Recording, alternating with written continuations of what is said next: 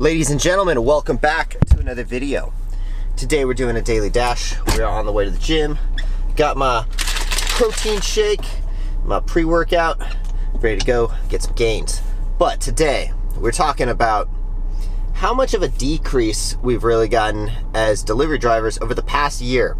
And I feel like this goes hidden under the radar quite a bit, but a lot of people don't really consider how much we've actually decreased our pay. I mean, not we've decreased our pay. Doordash has decreased our pay. Oops, gotta be in reverse for that. Okay, first of all, at the beginning of the year, well, let's go back 1 year, 12 months exactly, back to October 2020. We used to have a $4 base pay, right? On top of $4 base pay, gas prices used to be less than $2. At least they were in Las Vegas. So I'm just going based on Las Vegas, right? They used to be about half, maybe just barely over what half is right now. Gas prices used to be around $2 or so. I used to fill up my car, this gigantic car. It was like 45 bucks or so. Now we're talking about, it's like closer to $70 to fill up my freaking car. Almost half, right? It's almost doubled.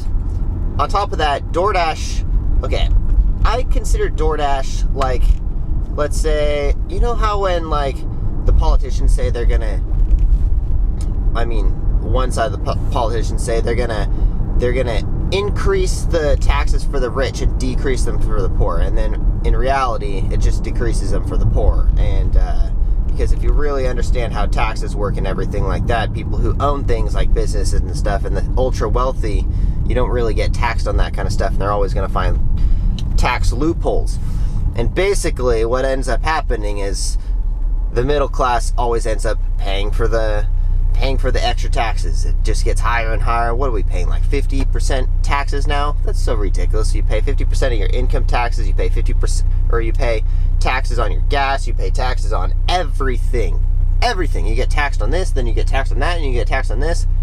Everything's getting taxed. Anyway, so that's similar to what Doordash said about, I don't know, maybe like 6-7 months ago, when they said, we're going to decrease minimum pay on certain orders and then increase it on other orders. And then, I mean, after a few little Doordash science experiments, we all figured out, hey, wait a second, those orders where they said it was like 5 to 7 miles, they would increase it. No, they didn't increase it. They didn't do anything. They just decreased it.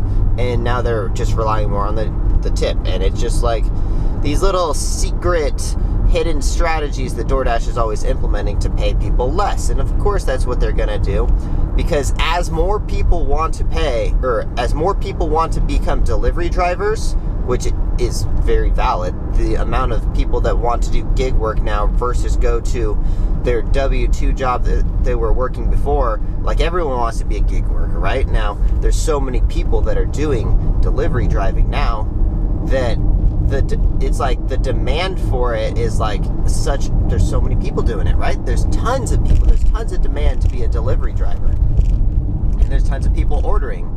So of course Doordash is going to decrease our pay, because they're like, well, shoot, it's not very hard to find delivery drivers now and get all our orders filled. Like, everyone wants to do it, and when everyone wants to do something, they don't need to pay you more. They're going to pay you less. They're going to pay you the least amount that they possibly can. And that's just a fact.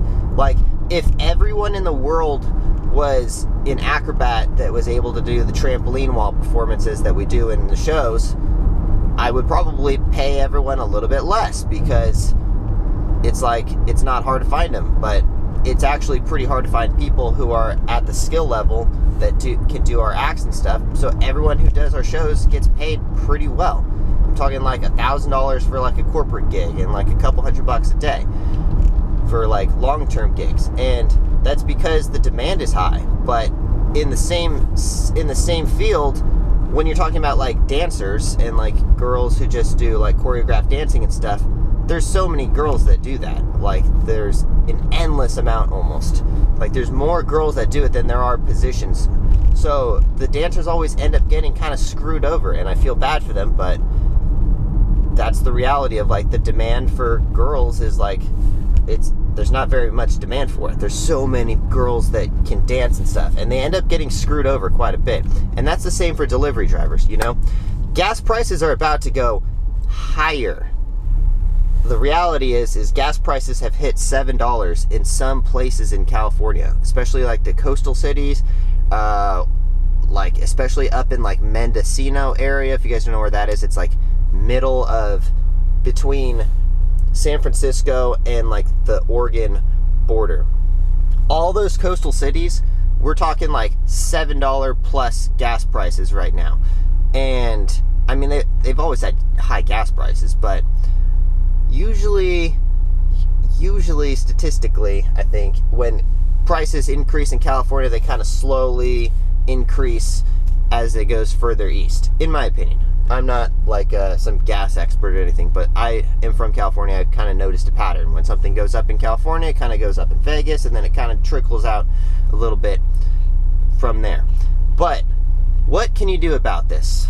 Well, for one, I think the most important thing is casual dashing. Just try to get as many orders as you possibly can while not having to go out of your way. Another thing is being very selective on the orders that come in.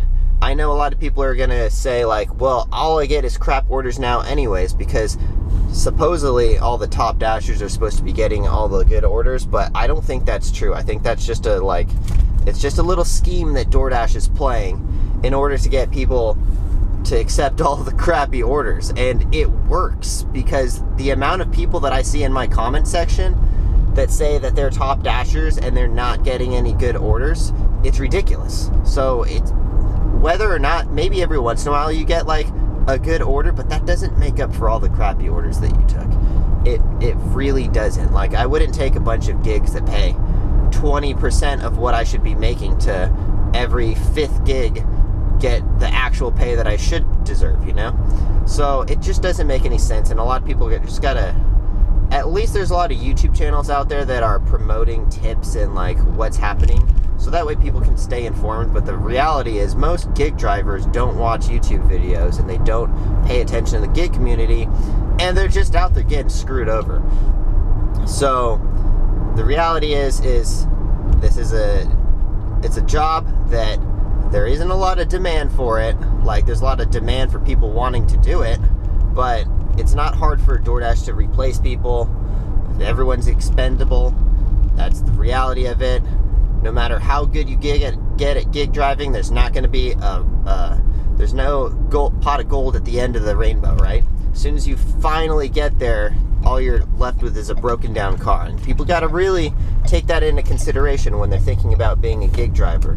Like, that's one of the main reasons why I stopped, because 2 years ago I bought this expensive car. It cost me like 45 grand plus taxes and stuff. And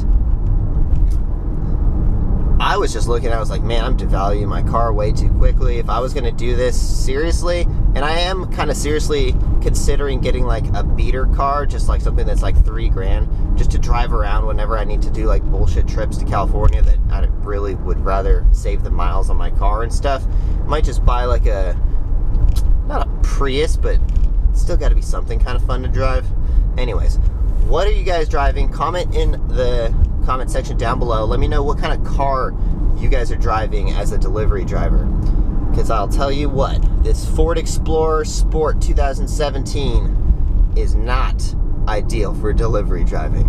But if I was to get a ginormous catering order, which would never happen, I could fill up this entire car with quite a bit of stuff. Anyways, alright, I will be right back. As soon as we get a dash, I'm going to go to the gym and wait for one there. Alright, so just wrapped up at the gym. Still have not gotten any orders yet. I don't know, maybe it's just the area that my gym is in, because I feel like I never get orders up here. It's kind of like in a swamp area, I guess.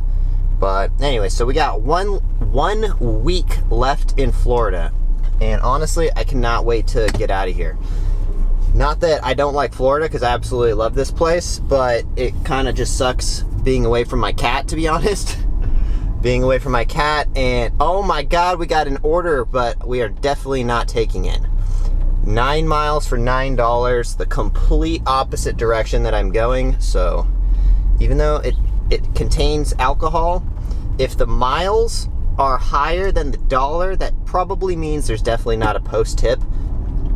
I mean, I don't know why DoorDash would hide a post tip on, or hide a tip on an order that kind of sucks. So we're not taking that one. That was the first order we got in the last like 45 minutes that I've been logged in. So it is what it is. Seems like we just don't get any orders up here. But anyways, super excited to go back to Las Vegas. Not gonna lie, kind of am not looking forward to driving 38 hours back home towing a trailer. But we're basically dropping off my stage in San Antonio. So kind of update, if anyone's in the San Antonio area, I got a show. It's a trampoline wall show again, and we are going to be in San Antonio at a circus. I don't know what the show name is yet, but I will let you know. And that is November 25th through 28th. And then we basically go on tour around the United States after that. So if you guys are in the area and you want to see me perform, come check it out. I don't think we're going to get any orders, but I do want to make another video today. So I'm probably just going to wrap it up right here. But hopefully you guys got some information about, I mean, like, if I could give anyone some life advice, it is use DoorDash as a middle job to get to a better position in life. Like, you can easily go on Craigslist and look for other gigs and stuff that are not about driving, or maybe they are about driving, but you always want to have other side hustles and stuff. And like, just sitting around between orders, you should be on Craigslist looking for other ways of making money. Whatever you enjoy doing. I'm actually in the process of starting to write a book, and it's called Funtrapreneurship. That's what I'm going to title it, I think, unless I think of a better name. But I think the name Funtrapreneurship is kind of catchy. Let me know what you guys think down below. The book is going to be about finding ways of making money, obviously around things that are fun. And I feel like I've done a pretty damn good job at making a living off of doing things that I enjoy doing. Like, my entire life, I would definitely consider to be pretty fun, in my opinion. But anyways, all right, we're going to wrap up today's video. If you guys haven't yet, make sure you subscribe and also smash the like button for me. We'll see you guys in the next one. Thanks for watching. Peace. Oh, look, another order that sucks. $8.75 for 12.9 miles, the opposite direction we're going. Definitely not taking that one. Anyways, we'll see you guys in the next one. Peace, guys. Drive safe.